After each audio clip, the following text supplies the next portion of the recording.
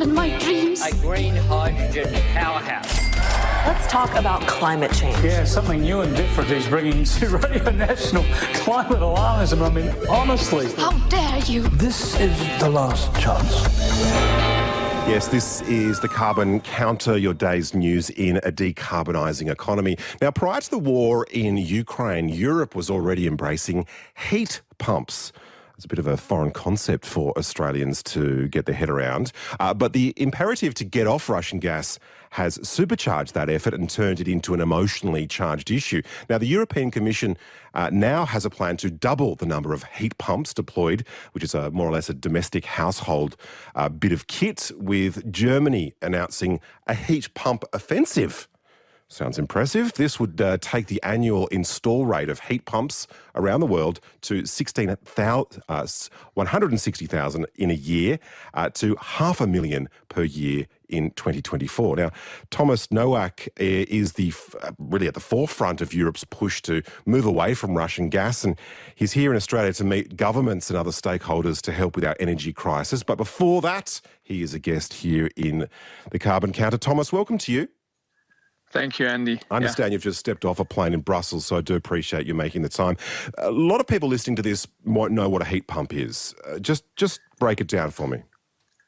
Well, there's first and foremost, everybody has a heat pump. If fridge market penetration is 97%, look into your kitchen, you have a fridge, you know how a heat pump works. But then how does it really work? Because most people also don't know how a fridge works. So you jump into the water, you step out, you feel cold. Then the water evaporates. That's the first effect.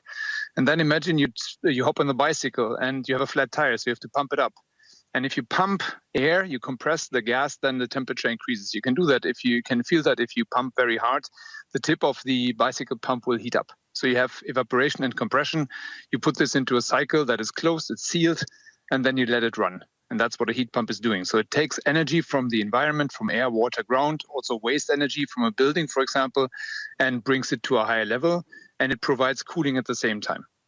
So if they are so ubiquitous in things like fridges, what other applications could there be, certainly for Australians, in terms of space heating or other water heating, other kinds of applications?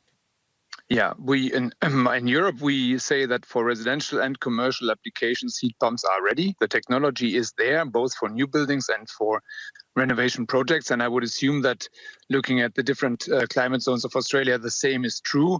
You can do heating, cooling, hot water. If you need heating and cooling at the same time, you will achieve stellar efficiency. And if you look at office buildings, most of them have heat pump technologies. It's only called a cooling device or a ventilation device, but quite often heat recovery is part of the game.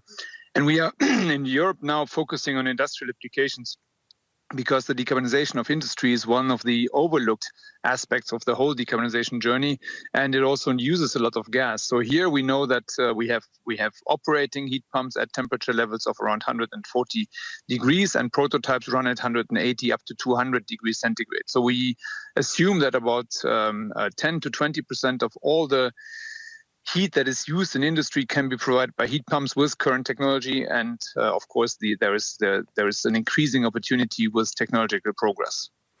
So there's this tremendous opportunity, if you like, for heat pumps to be a central component of Europe and Australia's future energy systems, both at the domestic and industrial levels. But when it comes to Europe's want to wean off Russian gas, this is where it gets particularly interesting. Yeah, that's true. We have roughly calculated 1 million heat pumps is the equivalent of 1 billion cubic meters of Russian gas, or of any gas, actually, because I think there is one short thing that needs to be clarified. It's not only Russian gas that we have to get rid of. It's not helping if we replace Russian gas with other gas. We have to get rid of gas altogether. And heat pumps can do that. Currently, Europe is importing 155 billion cubic meters. So by principle, if we would replace all the heating systems in buildings that are running on fossils, then we could pretty much replace all the imports with heat pumps as we stand. And that is, again, it's a huge challenge, but the technology exists. So what we have to do in Europe is we have to look at the processes on the ground. At the moment, we even have such a big demand that industry and installers can't deliver. So there is shortcomings here and there in both parts of the value chain. but there is also a lot of investment. So the investment community has picked up on the opportunity that comes with heat pump development. The aspect that heat pumps can provide demand-side flexibility has brought new players to the market, utilities namely, because they understand that they can offer new services to their customers. And I hope that the current problems that we have will be overcome in about 18 months. And then I think it's the start of a growth market. We have to see double-digit growth, 20-25% for all the years in this decade to achieve the targets. And that's also true for Germany that you mentioned just now. Germany would need 25% additional heat pumps every year to reach the 6 million units that the government has announced as a target for 2030. And I understand that on your visit to Australia, you're meeting with federal and state governments and other stakeholders. What sort of level of feedback are you getting in terms of the application and localised application for heat pumps? Just briefly, if you wouldn't mind. Well, that would be too fast to say what will be the outcome. But what we want to discuss is, can Australia learn from Europe? Can you avoid making the mistakes that maybe Europe has made 10 years ago? And I think that's an important part, because we see in Europe that it has taken governments a long time to accept that heat pumps do work and that it's no mistake for them to support heat pumps. There was always this idea of technology neutrality, and that left the door open for fossil heating systems. And what I would like to see, and if Australia could step forward in that, would be technology clarity. It would be something where you say, as governments, okay, we want the end users to choose the cleanest solution, and that has to be also the most economic solution, because it cannot be done by government budgets.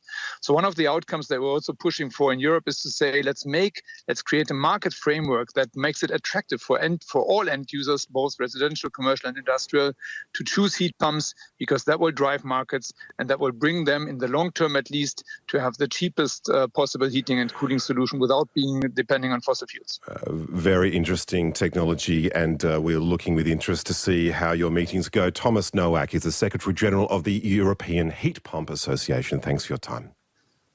Thank you, Andy. Have a nice evening.